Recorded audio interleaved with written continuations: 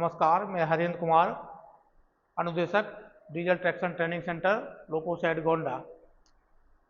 साथियों, आज हम लोग बात करने वाले हैं कि कन्वेंशनल एसी लोकोमोटिव में लोको की कंट्रोलिंग के लिए और उसकी फॉल्ट डायग्नोसिस के लिए जिस लोकोमोटिव में माइक्रो प्रोसेसर फिट कर दिया गया हो, उस लोको को हम माइक्रो प्रोसेसर लोको कहते हैं।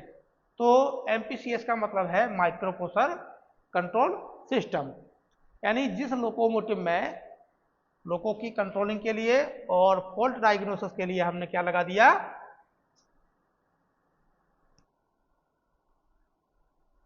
तो ये जो माइक्रो प्रोसेसर का सॉफ्टवेयर है ये दो प्रकार का होता है।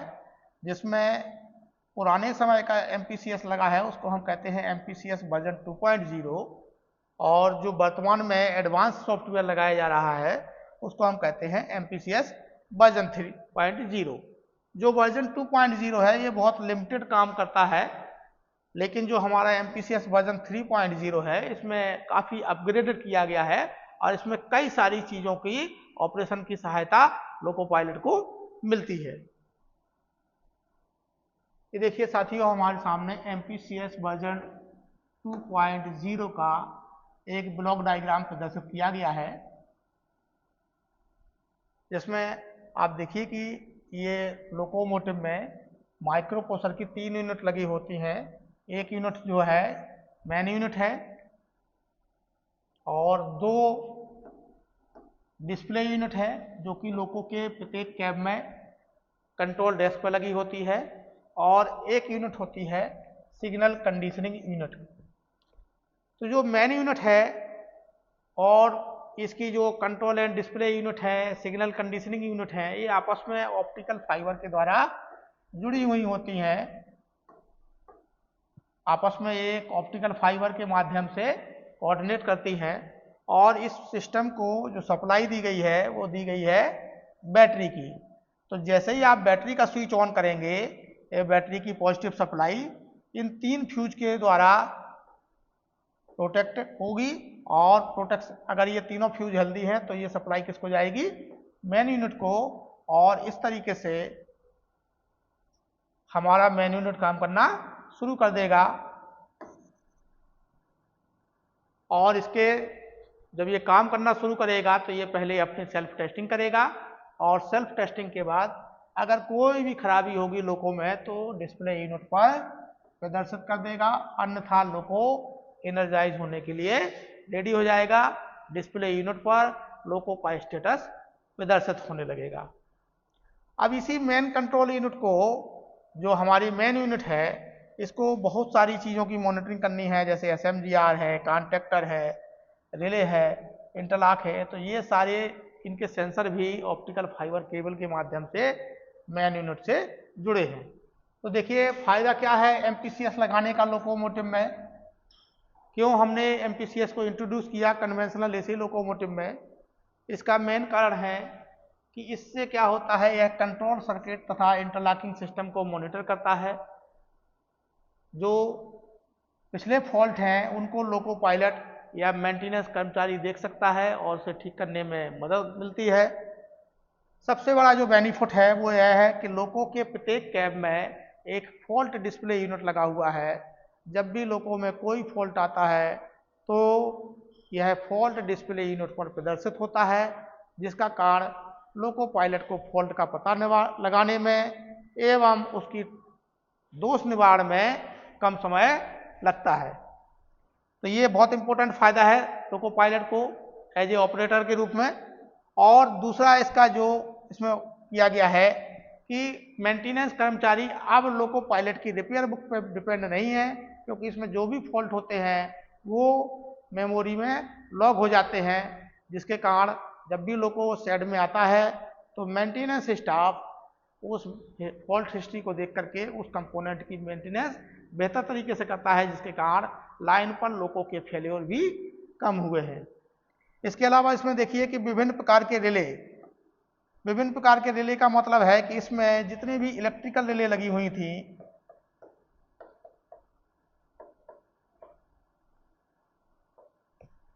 सेफ्टी रिले को छोड़ करके वो सारी रिले इस लोगों से हटा दी गई हैं। जैसे कि हमारी Q118, Q119, Q100, Q45, Q44, Q46, Q48, Q49, Q50, Q51, Q52, Q60, Q61, Q62, Q63, Q64, QD1, QD2, Q20, Q30 इत्यादि बहुत सारी रिलेस लोकोमोटिव से हटा दी गई हैं। दूसरा है MP, रिवर्सर, CTF और EM कॉन्ट्रैक्टर के बहुत सारे इंटरलॉक भी हटा दिए गए हैं, जिसके कारण जब सामान कम होंगे तो उनकी वजह से फेल्योर भी कम होंगे। ऑपरेशन का सिद्धांत क्या है कि जैसे ही हम बैटरी का स्विच ऑन करेंगे, माइक्रो प्रोसेसर की जो मेन कंट्रोल यूनिट है वह काम करना शुरू कर देगी, लोकोमोटिव के सभी सिस्टम को चेक करेगी, कोई खराबी होगी तो लोको पायलट को मैसेज देगी डिस्प्ले यूनिट पर प्रदर्शित होकर के। इसमें जो मेन यूनिट है, इस मेन यूनिट के अंदर दो CPU लगे हुए हैं, एक CPU वर्किंग में होता है और एक CPU जो है स्टैंड बाई में होता है। एक CPU लगातार काम करता है, यदि वर्किंग CPU खराब हो गया तो जो स्टैंड बाई CPU है वो ऑटोमेटिक चार्ज ले लेता है, जिसके कारण लोगों का फेल्योर कम किया गया है। अगर दोनों CPU खराब हो जाएंगे, ऐसी कंडीशन में हमारा लोको ही फेल हो जाएगा। मेन यूनिट दिखती कैसे है और ये लगी कहाँ है, तो आपके सामने चित्र में दिख रही है कि जो हमारा कैब 2 है उसमें रिले बोर्ड के नीचे ये यूनिट लगाई गई है। तो देखिए साथियों, मेन यूनिट हमारी लोको के कैब 2 में रिले बोर्ड के ठीक नीचे लगी होती है। ये देखने में इस तरीके से दिखती है। ये देखिए, इसमें बहुत सारे कार्ड लगे होते हैं। यही कार्ड लोकोमोटिव की कंट्रोलिंग के लिए जिम्मेदार होते हैं। तो इसमें 19 कार्ड लगे होते हैं साथियों। टोटल 19 कार्ड इस मेन यूनिट में लगे हुए हैं और ये मेन यूनिट बैटरी से सप्लाई लेती है और इसको 24 वोल्ट DC में कन्वर्ट करता है पावर सप्लाई कार्ड। और ये माइक्रो प्रोसेसर की जो मेन यूनिट है यह 24 वोल्ट DC से ऑपरेट होती है। यही जो यूनिट है ये लोकोमोटिव के मस्तिष्क की तरह कार्य करती है। सारी सेंट्रलाइज्ड पावर इसी के पास है।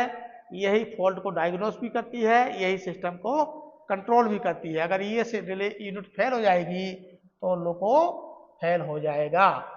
दूसरी यूनिट है माइक्रो प्रोसेसर की, वो है डिस्प्ले यूनिट।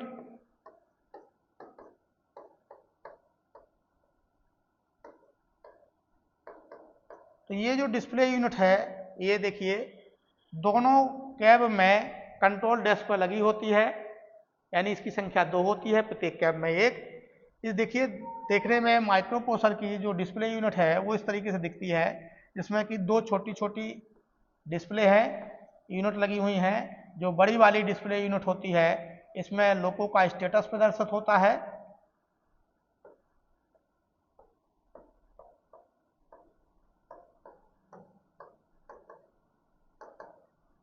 और जो छोटी वाली LED स्क्रीन है इसमें नॉच की संख्या प्रदर्शित होती है।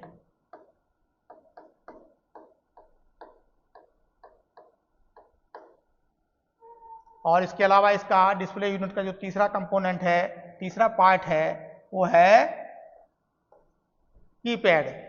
इसमें देखिए आपका एक मेनू बटन है जिसका दबा करके हम विभिन्न ऑपरेशन को सिलेक्शन की है। ये एंटर है, उस ऑपरेशन को हमें कमांड देना है, एंटर करना है, तो हम एंटर प्रेस करेंगे। और जब कभी भी लोको की डिस्प्ले यूनिट पर कोई फॉल्ट प्रदर्शित होता है और जब लोको पायलट उस फॉल्ट को ट्रबलशूट कर लेता है तो फॉल्ट को स्क्रीन से हटाने के लिए तीसरा वाला बटन लगा हुआ है बीच में, ये पीले रंग का, जिसका नाम है एक्नॉलेज की।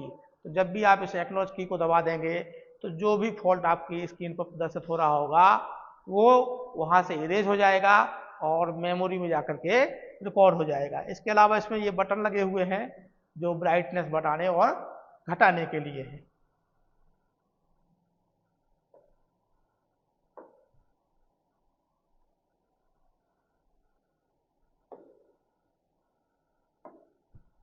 ये देखिए एमपीसीएस की तीसरी यूनिट लगी हुई है।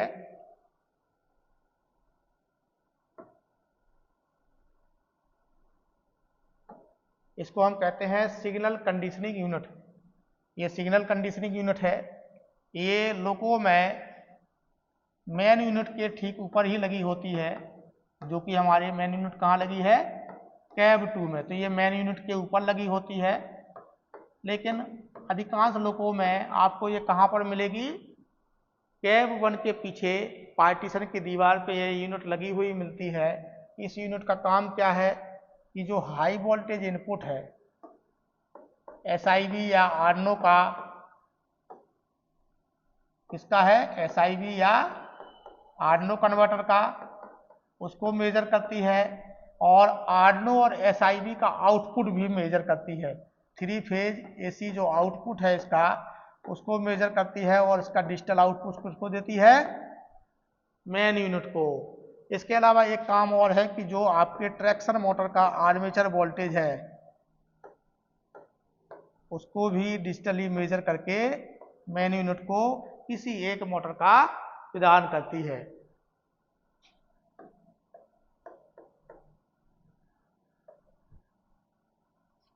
किसी एक मोटर का इसलिए लिखा है आर्मेचर वोल्टेज, क्योंकि आप लोग सभी जानते हैं कि ट्रैक्शन मोटर का जो कॉम्बिनेशन है वो सभी पैरेलल कॉम्बिनेशन में है, 6P कॉम्बिनेशन में है।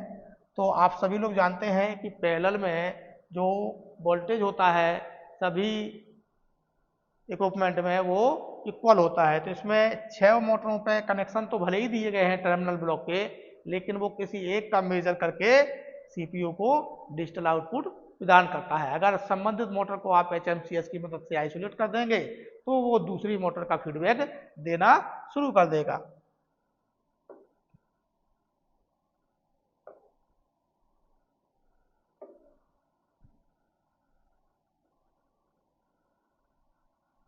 लोको पायलट के लिए इंपॉर्टेंट रिस्ट्रिक्शन क्या है, इसको आप देख लीजिए ध्यान से। इसमें बड़ी जरूरी चीजें हैं लोको पायलट के लिए। इसमें देखिए एक इम्पोर्टेंट चीज आपको दिख रही है तीसरे नंबर पर कि गाड़ी स्टार्ट करते समय यदि व्हील स्लिप की वजह से ऑटो रिग्रेशन हो रहा है तो इसे BPQD पुश बटन दबाकर बचाया जा सकता है। परंतु किसी ट्रैक्शन मोटर की खराबी के कारण व्हील स्लिप हो रहा है तो TSD के अनुसार कार्रवाई करें। एक तो ये है। तो अभी BPQD कैसे काम करती है, क्या काम करती है, इसको आप केवल अभी सुन लीजिए। इसके बाद हम आपको दिखाएंगे कि BPQD कैसा दिखता है और इसको कब इस्तेमाल करना है और इसके इस्तेमाल करने से लोकोमोटिव में क्या प्रभाव पड़ता है।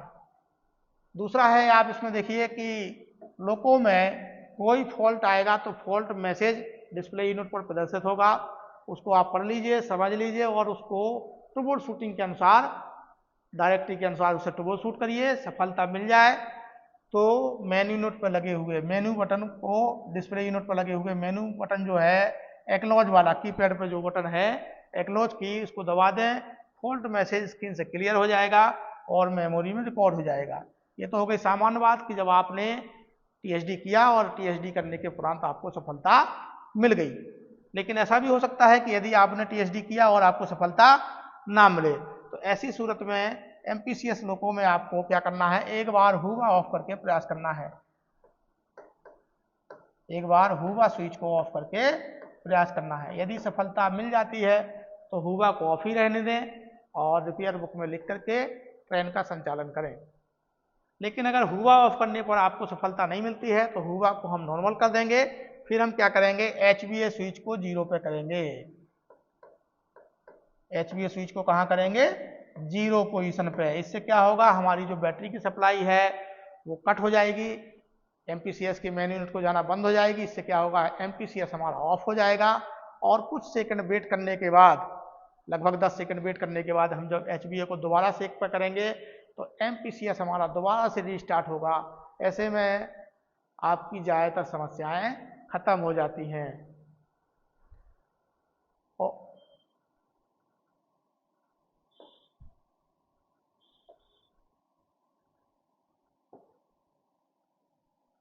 अब इसमें देखिए एक चीज दिख रही है कि किसी ब्लोअर कि किसी EM कॉन्टेक्टर के अगर बंद नहीं हो रहा है तो हम क्या करेंगे, एक बार हुवा को ऑफ करके प्रयास करेंगे और यदि सफलता मिल जाती है तो ठीक है, नहीं तो TSD के अनुसार कार्रवाई करें। किसी ब्लोअर के कॉन्ट्रैक्टर को बेच करने पर डीजे सदैव BLRDG से ही बंद करेंगे। ये देखिए बड़ी इंपॉर्टेंट बात लिखी है इसमें कि किसी ब्लोअर के कॉन्ट्रैक्टर को बेच करने पर डीजे सदैव कहाँ से बंद करें? BLRDG से। ऐसा क्यों लिखा गया है?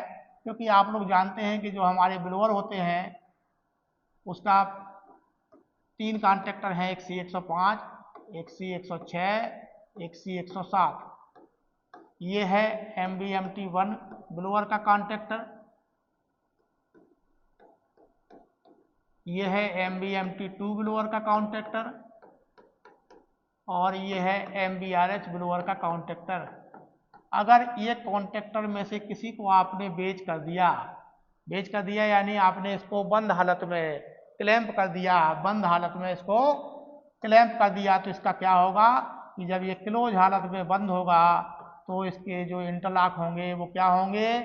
जो NCI होंगे वो ओपन हो जाएंगे और जो NOI होंगे वो क्या हो जाएंगे? क्लोज। तो आप लोग जानते हैं कि डीजे कंट्रोल सर्किट में इनके जो NCI इंटरलॉक लगे हुए हैं वो जब हमारे तीनों ब्लोअर काम नहीं करते हैं उस समय ये बिजली की सप्लाई को कहाँ ले जाते हैं? बैटरी की सप्लाई को Q118 तक C105, C106, C107 के NC इंटरलॉक से होकर के जाती है। लेकिन चूंकि आपने एक कॉन्ट्रैक्टर को क्लोज हालत में बेच कर दिया है तो ऐसे में संबंधित इंटरलॉक ओपन रहेगा और जब संबंधित इंटरलॉक ओपन रहेगा तो हमारी Q118 तक सप्लाई नहीं पहुंचेगी। ऐसे में आपको डीजे कहाँ से बंद करना है? जिस भी कॉन्ट्रैक्टर को आपने बेच किया है, जिस ब्लोअर के कॉन्ट्रैक्टर को आपने बेच किया है उस ब्लोअर के स्विच को हम कहाँ पर रख देंगे? थर्ड पे। इससे क्या होगा? NC इंटरलॉक उस स्विच के 3rd नंबर पोजीशन से बाईपास होगा और ऐसे में हमारी Q118 रिले तक सर्विस सप्लाई पहुंच जाएगी। अब इसमें बात यह है कि Q118 रिले है नहीं है, इसीलिए आपको ये सब कराया जा रहा है। अगर Q118 रिले होती तो आप इसका मैनुअल कंट्रोल लेकर के BP2 डीजे से डीजे बंद कर देते, लेकिन हमने आपको पहले ही बताया था कि इस लोगों में सभी इलेक्ट्रिकल रिले हटा दी गई हैं सेफ्टी रिले को छोड़ करके। तो Q118 नहीं है लेकिन उसका लॉजिक तो मौजूद है, इसलिए हमें उसके लॉजिक तक सप्लाई भेजने के लिए क्या करना पड़ेगा? संबंधित ब्लोअर के स्विच को हम कहाँ पर रख देंगे? थर्ड पर। जैसे मान लिया कि हमने C105 को बेच किया है तो ऐसी सूरत में हम क्या करेंगे? QBMT1 को हम कहाँ पर रख देंगे? थर्ड पे। और डीजे बंद करने के बाद BLBMT स्विच को ऑन करेंगे, या तो हम पहले ऑन कर लें या बाद में ऑन करें। अगर हम पहले ऑन कर लेंगे तो ब्लोअर चलने के बाद इस स्विच को नॉर्मल करेंगे, और अगर बाद में ऑन करेंगे तो जब ब्लोअर हमारा चल जाएगा तब हम इस स्विच को नॉर्मल कर देंगे, यानी इसको उठा करके हम कहाँ पे रख देंगे? एक पे, जो हमने कहाँ रखा हुआ था? 3 पे, डीजे बंद करने के लिए। इसमें देखिए आप साथियों कि जो हमारी कौन कौन सी रिले अभी लोकोमोटिव में लगी हुई हैं, तो ये 2 बार टाइप हो गया था इसलिए इसको हम ब्लर कर दे रहे हैं। लोको में लगी हुई कौन कौन सी रिले हैं? तो वो है हमारी निम्नलिखित सेफ्टी रिले अभी भी लोको पे लगी हुई है, जैसे QOA, QOP1, QOP2, QRSI1, QRSI2, QLM, QLA, और यदि स्टैटिक कन्वर्टर वाला लोको है तो उसमें QSIT भी मिलेगी। सभी सर्कुलेशन तथा प्रेशर रिले अभी भी लोकोमोटिव में एज इट इज लगी हुई हैं। कई रिले एवं फ्यूज, तो देखिए लगभग सभी इलेक्ट्रिकल रिले जो हम लोगों ने पहले ही बात कर लिया था वो हटा दी गई हैं, तथा इसमें 4 फ्यूज भी हटाए गए हैं। एक फ्यूज है ऑक्सिलरी कंट्रोल सर्किट का, पायलट लैंप सर्किट का, ऑक्सिलरी पायलट लैंप सर्किट का CCLSA, और डीजे कंट्रोल सर्किट का CCDJ फ्यूज। इनको हटा दिया गया है, इसके बदले में एक एक्स्ट्रा फ्यूज लगाया गया है, एक नया फ्यूज लगाया गया है 6 एम्पियर का, जिसका नाम है CCCPU। इसके अलावा इसमें 2 स्विच भी नए लगाए गए हैं। एक है आपका HPAR/HQ51, या तो HPR के नाम से मिलेगा या HQ51 के नाम से मिलेगा। दूसरा है BPQD। तो अभी पहले हम लोग बात कर रहे थे कि स्टार्टिंग के समय अगर व्हील स्लिप की वजह से ऑटो रिग्रेशन होता है और ऐसे में गाड़ी स्टार्ट ना हो पाए तो हमें क्या करना है, BPQD को पुश करके प्रेस करके MP से नाच लेंगे और क्या होगा, हमारा जो auto regression via wheel slip हो रहा था वो होना बंद हो जाएगा। तो देखिए कि BPQD लगा कहाँ है, तो ये कंट्रोल डेस्क पे ही लगा हुआ है, एक पुश बटन है जिसको आप दबाएंगे तो 10 नॉच तक आपके लोको में ऑटो रिग्रेशन के द्वारा जो व्हील स्लिप के द्वारा जो ऑटो रिग्रेशन था वो नहीं होगा 10 नॉच तक। और आप लोग जानते हैं कि जब एक बार 10 नॉच तक गाड़ी हमारी चल जाएगी तो गाड़ी रोलिंग में आ जाएगी और उसके कारण जो भी हमारे टेम्पोररी व्हील स्लिप हैं वो ऑटोमेटिक दूर हो जाएंगे। अब अगर 11वें नॉच पे भी आपको व्हील स्लिप मिलती है और उसके द्वारा आपको ऑटो रिग्रेशन मिलता है तो ऐसे में हम किसकी खराबी मानेंगे, ट्रैक्शन मोटर की, और संबंधित ट्रैक्शन मोटर को हम HMCS स्विच की मदद से आइसोलेट करेंगे और फिर आगे कार्य करेंगे। दूसरा है HPR। तो ये स्विच कहाँ लगा है, तो ये हमारा स्विच लगा हुआ है स्विच बोर्ड पर और इस स्विच की 2 पोजीशन होती हैं। एक है इसकी नॉर्मल पोजीशन 1 नंबर और 0 है आइसोलेट पोजीशन। 1 नंबर पे जब HPR रहता है तो Q51 सर्विस में रहती है और जब 0 पे करते हैं तो Q51 आइसोलेट हो जाती है, यानी सर्विस रिले तो है ही नहीं है लेकिन उसका लॉजिक तो है ना, तो उसका लॉजिक भी आइसोलेट हो जाता है। इसका प्रयोग हमें कब करना है कि जब किसी कारण से MP से नाच लेने पर नाच रिग्रेस हो जा रहा हो या total loss of tractive effort मिल रहा हो, तो जो भी खराबी है उस खराबी के सभी कारणों की हम जांच करेंगे। यदि हम जांच करने के बाद पाते हैं कि कोई खराबी हमको मिल नहीं रही है, ये Q51 का लॉजिक ही गड़बड़ हो गया है, ऐसे में हम TLC से बात करते हैं और अगर हमें TLC परमिट करता है कि आप HQ51 को 0 पर रख दीजिए या HPR को 0 पर रख करके काम करिए, तो यहाँ तो ये हो गया कि हम ऐसे में क्या करेंगे, संबंधित स्विच को हम कहाँ रख देंगे, 0 पे। या तो HPR लगा होगा तो 0 पर रख देंगे या उस लोको में HQ51 लगा होगा तो उसको 0 पर रख देंगे, दोनों एक ही स्विच है, नाम अलग अलग दिया हुआ है, काम एक ही है। Q51 के लॉजिक को 0 पोजीशन पर रखने पर बाईपास कर देना। तो अब ट्रेन संचालन के दौरान लोको पायलट की क्या जिम्मेदारी होगी उसको आप समझ लीजिए ध्यान से। जितने भी कारण ऑटो रिग्रेशन के हैं वाया Q51 उन सभी कारणों की मॉनिटरिंग अब आपको स्वयं करनी पड़ेगी। जैसे ट्रेन स्टार्ट करते समय हम अमीटर के कांटों पर ध्यान रखेंगे, LSP की बत्ती पर भी ध्यान रखेंगे। यदि LSP की बत्ती ग्लो कर रही है तो हम नॉच को कम करेंगे, जब हमारा अमीटर के कांटे स्टेबल हो जाएं तब हम दूसरा नाच लें।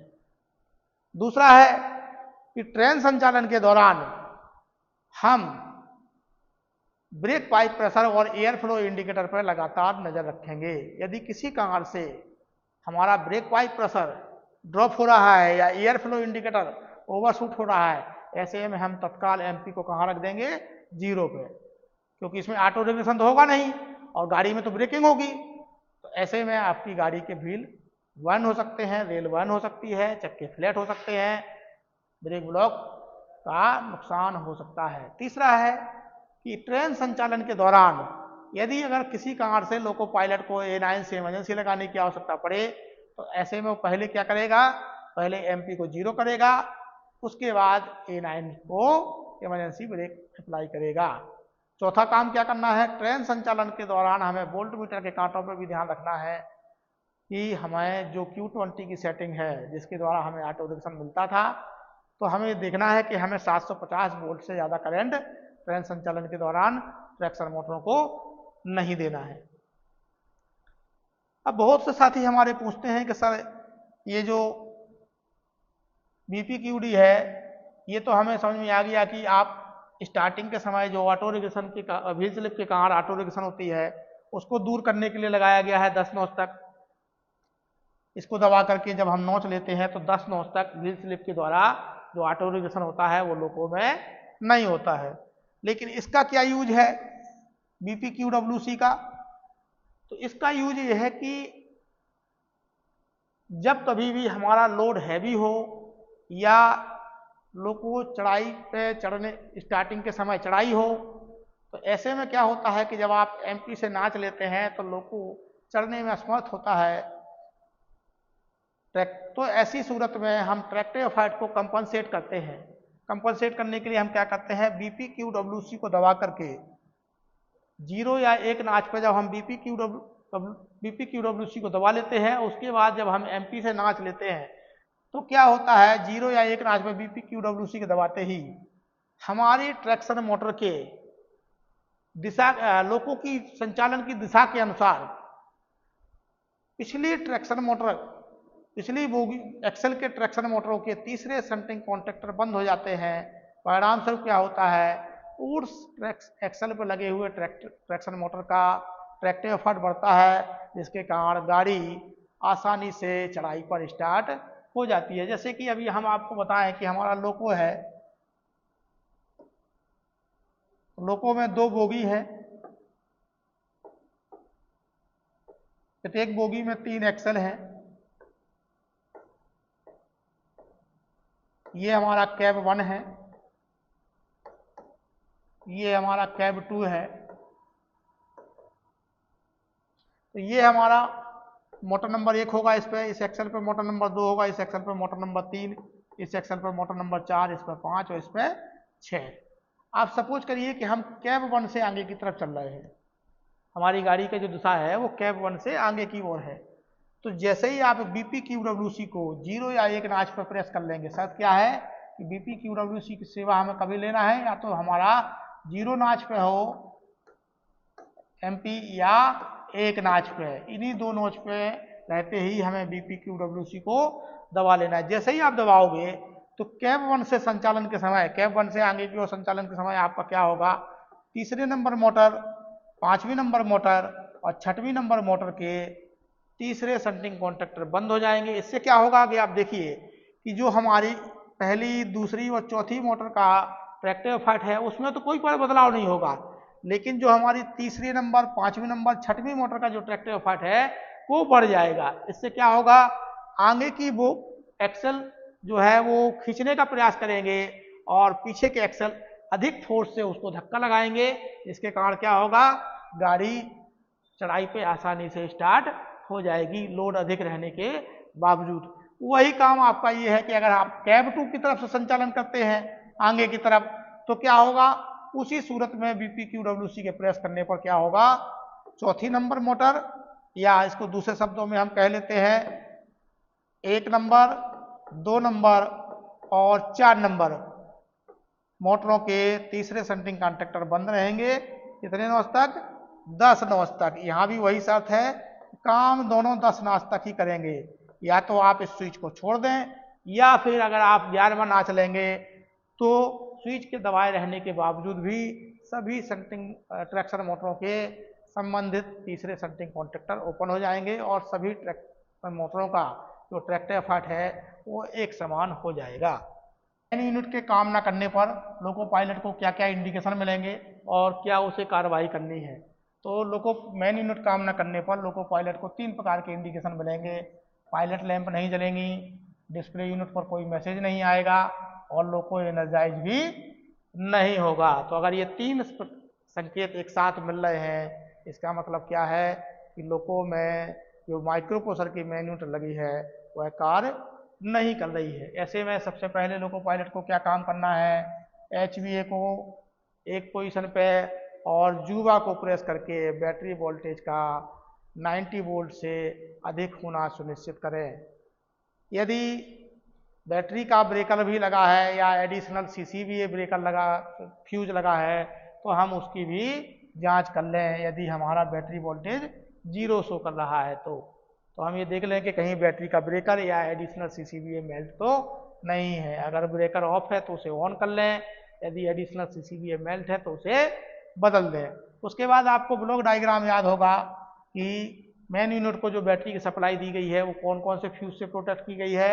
मैन यूनिट को ओवर करंट से तो CCVA से, CCPT से और CCCPO से। तो इन तीनों फ्यूजों को चेक कर लें, अगर कोई फ्यूज मेल्ट है तो उसे बदल दें, और अगर फ्यूज बदलने के बावजूद दोबारा मेल्ट हो जाता है तो फिर क्या करें, हम हुआ को ऑफ करके फिर से फ्यूज को बदलें।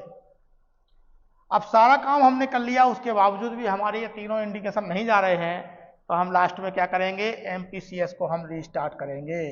स्टार्ट करने के लिए हम HVA को पहले 0 कर देंगे। इससे क्या होगा, माइक्रो प्रोसेसर हमारा ऑफ हो जाएगा। 10 सेकंड वेट करेंगे, उसके बाद हम दोबारा से HVA को 1 पे करेंगे, MPCS हमारा दोबारा से स्टार्ट होगा। अब अगर लोको एनर्जाइज हो जाता है कोशिश करने पर तो ठीक है, अगर अब भी एनर्जाइज नहीं होता है, मेन यूनिट काम नहीं करती है, तो हम क्या करेंगे, TLC से बात करेंगे, या ये कह सकते हैं हम कि लोको को फेल कर देंगे।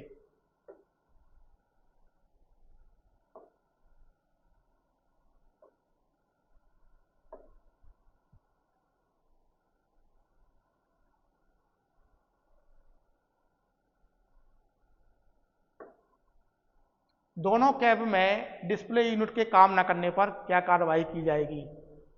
सपोज करिए कि लोको एनर्जाइज है, पायलट लैंप भी जल रही है, लेकिन दोनों कैब में जो डिस्प्ले यूनिट है उस पर कोई भी मैसेज नहीं आ रहा है, वो काम नहीं कर रही है।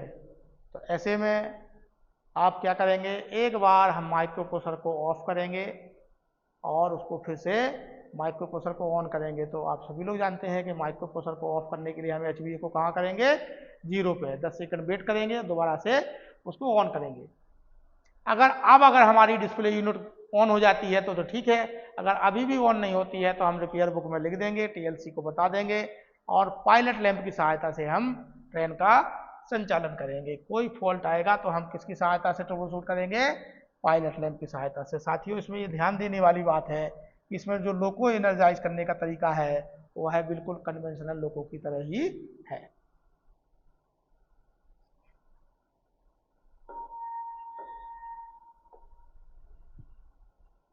ये देखिए स्क्रीन स्ट्रक्चर आपके सामने दिख रहा है MPCS वर्जन 2.0 का।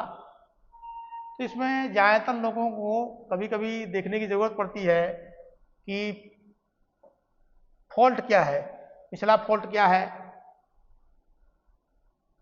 तो ऐसे में हम क्या करेंगे, जैसे ही हम मेन मेनू को प्रेस करेंगे तो हमारे 3 सबसिस्टम ओपन हो जाएंगे। पहला सबसिस्टम है व्हीकल डायग्नोस्टिक, दूसरा सबसिस्टम है प्रोसेस इन्फॉर्मेशन, तीसरा सबसिस्टम है एग्जिट।